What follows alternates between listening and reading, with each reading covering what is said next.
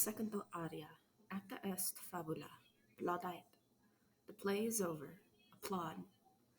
Mia Bella, lunchtime already. Come sit.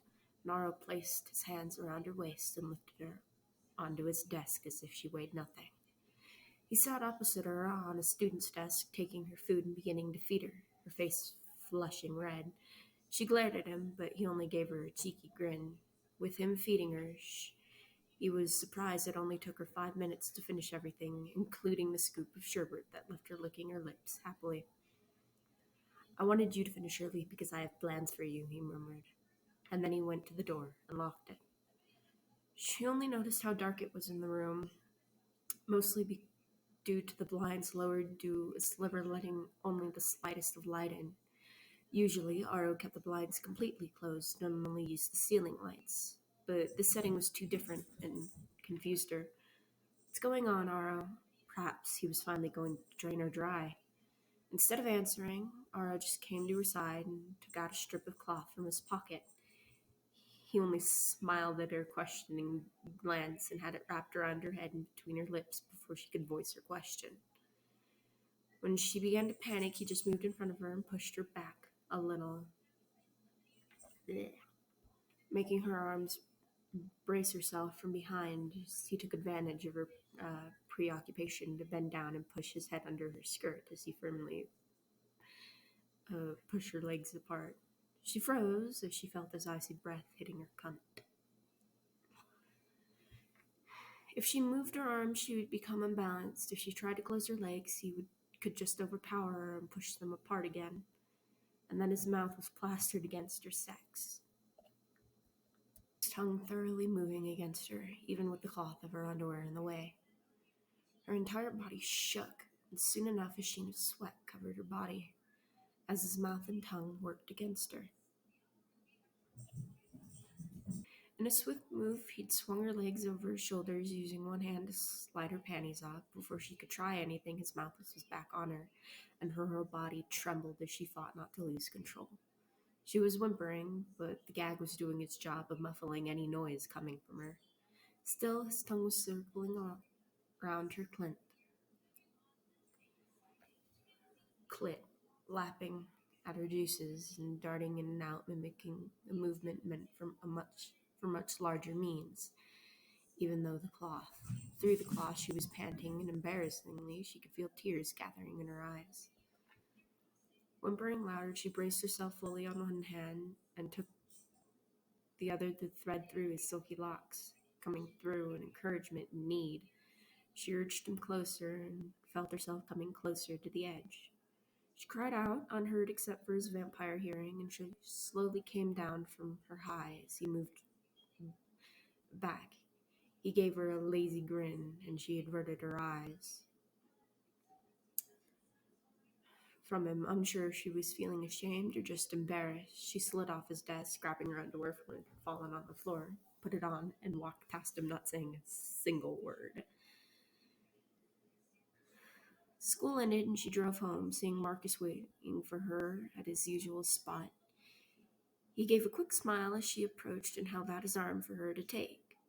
Like a gentleman, he led her inside, and they started straight in on her violin lessons. No blood today, she smiled. No, I have something else in mind, Marcus replied, giving her an enigmatic smile. He held out the hand that she took, and he led her upstairs. He stopped in front of the last door on the hallway, and he opened it for her to see a large bed draped in light blue, with the setting sun casting a glow about. Blue, she teased, but she was starting to feel wary. What did you expect? Black? He took her hand and sat her on the bed, sitting next to her decisively. Marcus, what are you planning? What is going on with you and your brothers? Why have you three come into my life like this? Bella finally asked the questions that's been on her mind for a long time. Which one do you want me to answer first? Surprised he was willing to answer, Bella took time to think about it. Whatever is easiest. I'm planning on seducing you completely and betting you right here and now. Bella gaped at his audacity and bluntness. In a but in a weird way she appreciated his honesty. Marcus continued going on to her main question. There were rumors of one of my kind having revealed himself to a human girl and romancing her. To investigate that rumor, and if true, deal with it severely, my brothers and I decided to personally come here. We find you interesting and the wrong. We find you instead and the wrong vampires about. You were curious thing, Garamia. The vampires we were looking for, surprised it was the Cullens of all vampires, were already gone. But we knew there was still the human, the Volturi, my brother and I's coven, have one main rule. No human can find out about us. The consequences are not light. The human in question must either die or be turned. We found you, intent on your death, and found ourselves intrigued. We watched you in your catatonia until you forced yourself to face the world. We watched as you struggled through life. We were enthralled with your scent. Simply put, everything from how you smell to your behavior to your attachment to one of our kind intrigued us far too much to kill you. And so we continued watching. As you know, the longer you get to know something or someone, the more probable an attachment to it or them will form. We watched you and we became attached. Our sympathy for your plight and your pain became a personal affront, and much more personal than it had been before. The more we came to care about you, the more we came to care about your situation and feelings. So we decided to meet you in person before you could be dragged in any more to your personal hell. We tread the line very carefully between revealing ourselves and keeping an act. I admit we were willing and eager to play a game with you, wanting to see how you'd react to our presence and if you'd recognize what we were. If we could fool you into thinking otherwise. But our main concern was distracting you from Edward's abandonment, from your pain and pulling you towards us, while we wanted to help you move on and help the pain go away. There's the selfish part of us just wanting you all to ourselves. But Caius eats human food, Bella stated in the days. Of the three of us, Caius doesn't have a specific power. He can actually taste and enjoy human food and drink. He has a genuine like for your cooking. Why are you telling me all of this now? She noted Edward's name didn't bother her either, that she had started to live more with the three brothers in her life. Because, Garamia, our little play is over. Aro, Caius, and myself are done acting, and it is soon time for the final act. We told you the rule. Choose, death or eternity, he purred, hand grasping her jaw lightly and making her look him in the eyes. She had always wanted forever with Edward, but he was gone, and she was learning with help to move on, looking into Marcus's dark eyes, and she felt no fear. She shivered and chose. I want to be turned, but I want to finish school first, she hesitantly added. Marcus just nodded, leaning forward and nuzzling her jaw. We know you enough to guess that. Things have already been set.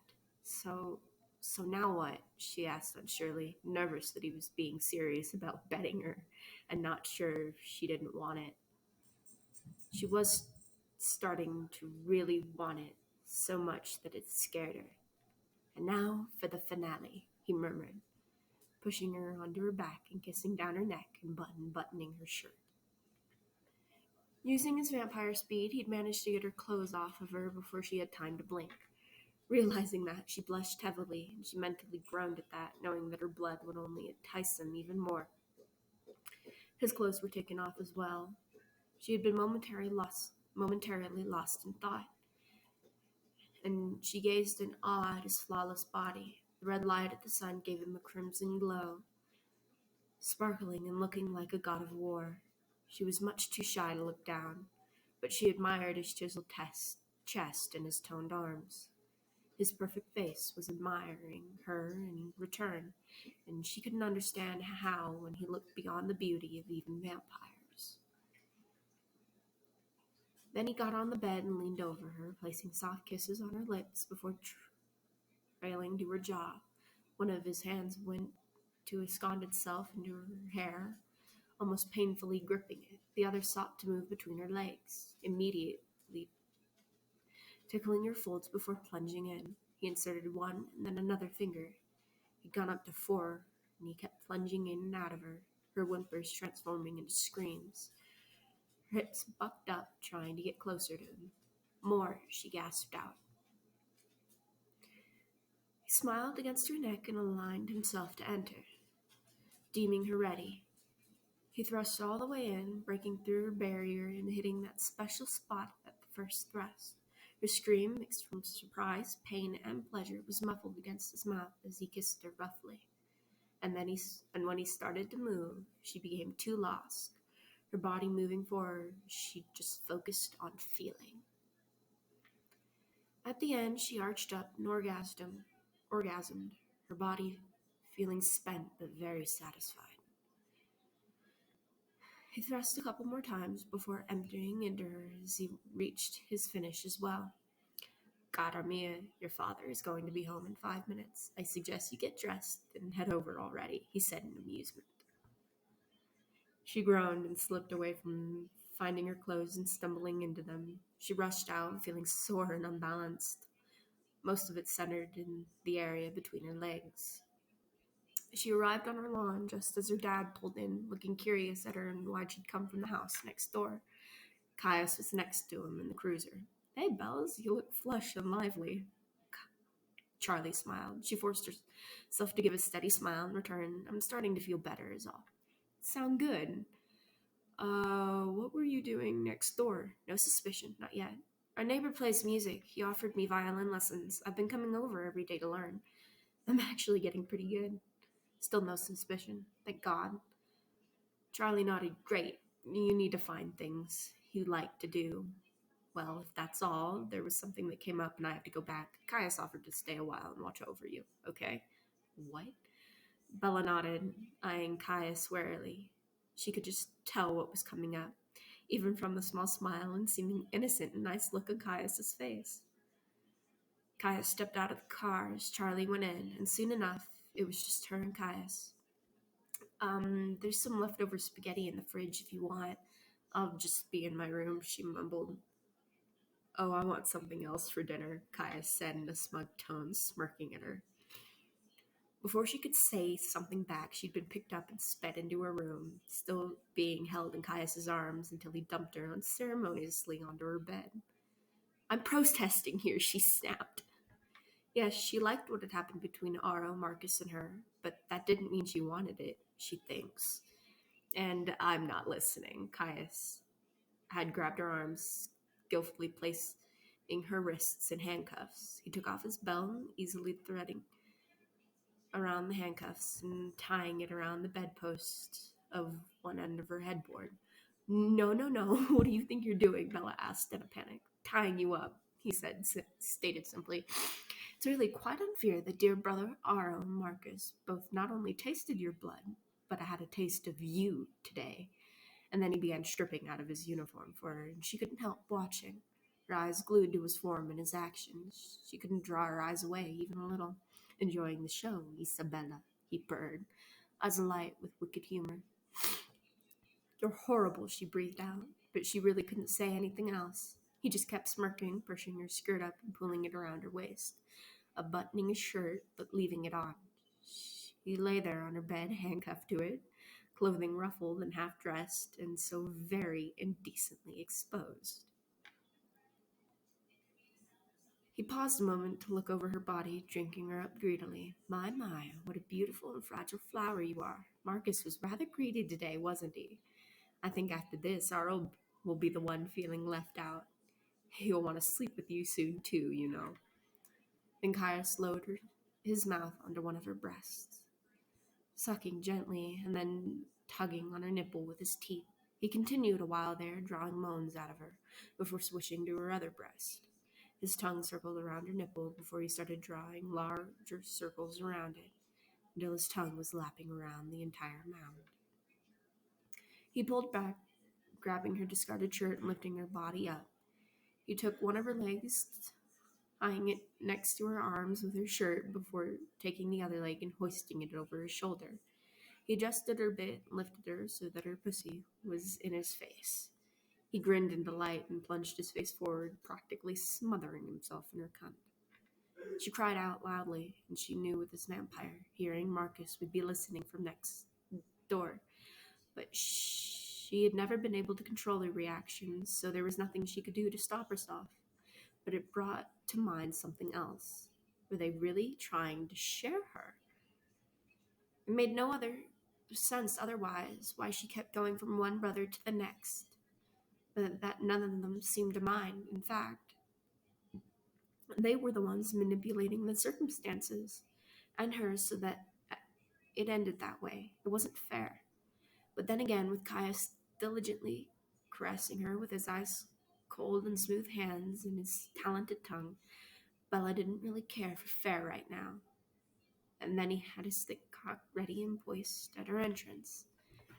And then he was moving in and out of her, and she was starting to babble incoherently, and oh God, oh God, oh God, oh God. Caius, she screamed as she came for the third time that day. Her body trembled under him. He finished at the same time as she, and her arms were wrapped tightly around his muscled back after he'd taken his fastenings off with one hand and without even looking up from where his face was buried into the crook of her neck. He slowly pulled away but stayed close, still hovering over her.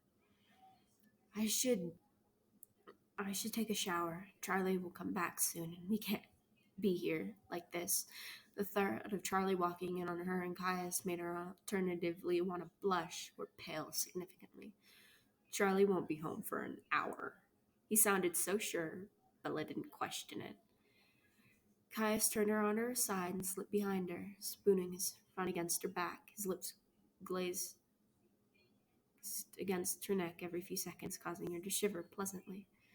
I don't understand why three of you were so interested in me, she murmured.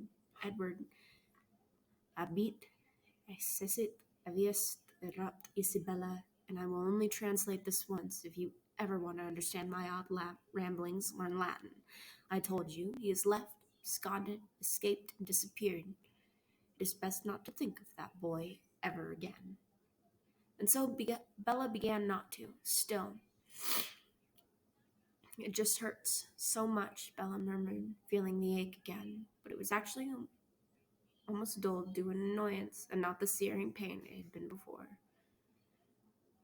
Asipere quam facere plastat ingerium, he purred in her ear. What was with the brothers and purring to her? But at least she felt better from his words, even if she didn't understand them, and he didn't volunteer an answer. It was better to suffer an injustice than to do an injustice. That was what Caius had told her. And for her, it was true. Yes, she felt unbearable pain after Edward left, but she would never wish it or something similar to someone else. And she had the brothers now, all three, who have told her that they would not leave Forks without her. That meant, since she was staying until graduation, that they too were willing to stay for her. She had never felt so appreciated in her life.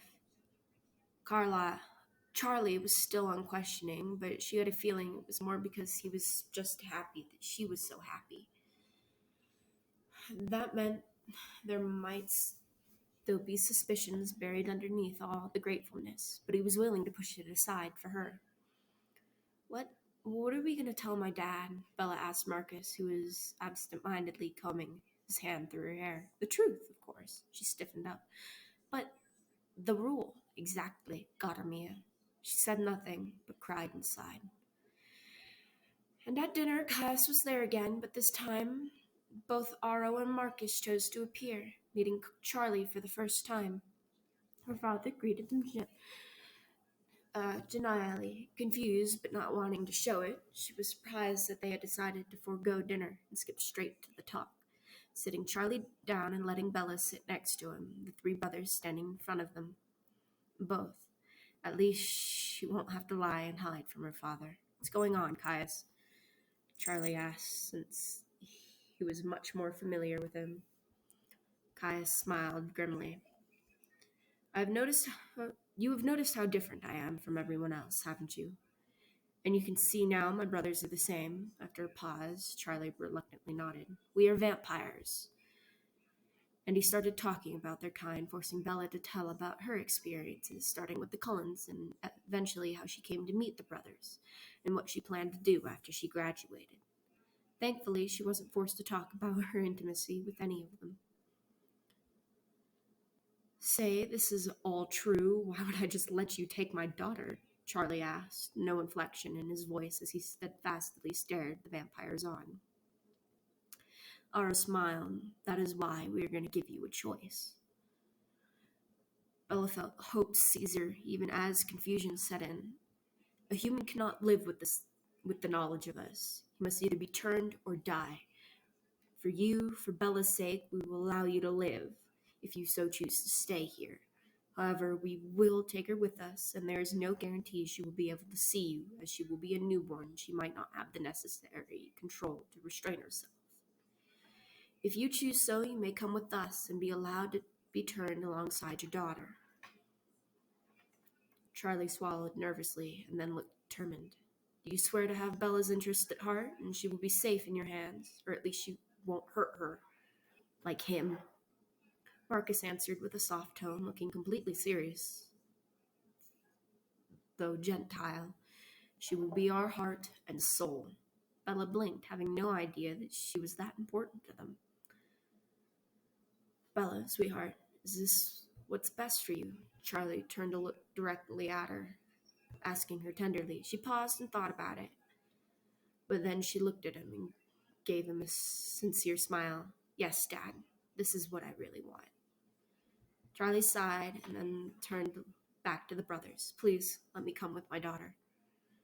Bella felt more happier than she had in ages. The brothers were not only helping her heal, but keeping her intact and making her happy and happier. That night, still curled up on her bed, she stared out her open windows as she laid her head on her knees. Windows she had kept open for Edward. His name didn't cause her pain anymore. He used to climb through that window, lay down with her on this bed, and she'd fall asleep in his arms. Now she was just left with a lonely and empty bed. Determinedly, she slipped through the window and carefully climbed down the tree. Stumbling into the ground, she went to the door and knocked. That night, she slept soundlessly on top of Marcus, with Ara and Caius on either side of her. The rest of the school year passed by in a blur. She was back to normal, her friends cautiously but happily welcoming her back, and she had her life again. Her continued intimacy with either of the brothers no longer bothered her, and she began to really look forward to them. She got to talk to Charlie about the supernatural world, and she didn't have to worry about keeping any of it from him other than her sex life. In fact, he had lots of questions and faithfully said nothing to no one else. Thank you for letting me keep Charlie, she murmured, her head submissively lying on Ara's lap as her legs lay on Marcus. Those icy fingers trailed teasingly through the skin of her legs. We want you happy, Caius stated simply. Though we genuinely like Charlie. It might be in your family to be likable to our kind. And she just smiled, letting Ara clip her hair as Marcus slid his hands closer to her underwear. And she just let herself react to their touches alone. A week before graduation, both Charlie and Caius sent in their resignations to the police force, and Ara informed the school of his leave. Charlie started on his arrangements, packing up necessities to be sent to Volterra, leaving everything else to be sold with the house. It was on one of these days where both father and daughter were packing that Bella noticed Charlie was tense. Dad, what's wrong? Charlie sighed. Billy's been around, keeps sending me strange looks. He used to tell me to beware of the men you've been bringing around, starting with when I'd first brought Caius to the house. Dad, I know, Bells, he murmured, taking her and hugging her tightly. Whatever he says, it doesn't matter. The only thing I care about is that you're happy. They were going to leave Billy Black and everyone else behind. It didn't matter what they had to say in the end, anyway. The castle was large. As humans, they would probably get lost, full of amusement that the three Volturi kings allowed them to wander around with Dimitri and Felix as their guards and helpers. After their change, they were to be introduced to the rest of the guard, but for now they were stuck with the polite and helpful duo. Earlier, when I went to the bathroom, there was this really pretty lady in the hall. She was staring at me as if she wanted to eat me. It was creepy. They ignored the snickering from behind them that probably came from Dimitri. Vampire dad, she probably did want to eat you. I was afraid of that. They turned the corner to see a beautiful woman leaning on the wall, watching them closely. They continued walking past her, though Bella noticed Charlie nervously stiffening up. Her? That's Sulpicia. That's Sulpicia, Aro's wife. Carlisle coughed. Aro's married? I thought he was, with you. Bella took a moment to think about her answer. Charlie was still uncomfortable knowing that she was supposed to be with all three kings. The first time he'd found out, he'd been livid and taken out his shotgun. Luckily, she had warned the brothers of this, and the three had made sure the bullet ricocheted into the ceiling. She and Aro don't really love each other, but Sulpicia is actually a very nice person. So I have no idea why Aro wouldn't love her. Actually, the way she was looking at you, I'd say she was interested. Right. They turned another corner. This 3-day thing, is it really gonna hurt that much? I have a low pain tolerance, remember? I inherited that from you, Dad. I don't think there's gonna be any helping that for either of us. They shared a laugh and a look at that. So, last days as humans, what do you want to do? Charlie shrugged. I'm much too cowardly to try anything dangerous, not until I've been turned, and there's a guarantee I won't die. Too true. But I'm gonna miss real food. Do you think I'm going to keep pounds I tack on if I eat one hell of a feast right before I get turned? Now, there's something we really need to find out for the both of us. It was funny, though, that Sulpicia ended up requesting to be the one to change Charlie. Bella hadn't stopped laughing at him for days.